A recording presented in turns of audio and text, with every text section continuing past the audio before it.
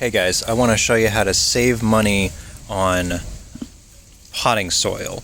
So here I've collected a bunch of leaves and brush and twigs and all sorts of stuff like that. I'm going to get some more from over here. When the trees in my neighborhood drop their leaves, it's basically free mulch and free compost material.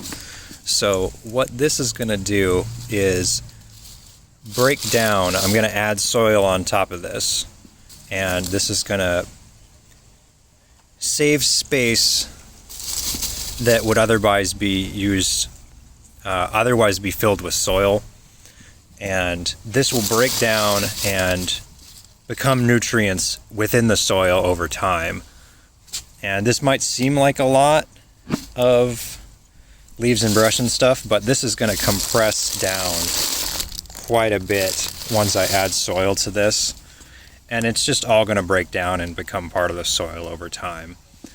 I've done this where I've filled it almost all the way to the top, and then once I start adding soil, it's like, oh, where did the leaves go?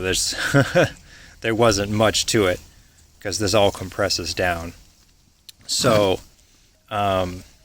in another video, I'm going to talk about the hugelkultur method that I used for these raised beds. It's pretty similar to this, if not identical.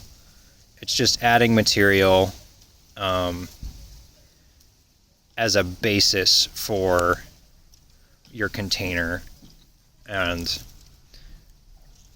giving it something for the soil to draw from. And you save a lot of cost doing this. So yeah,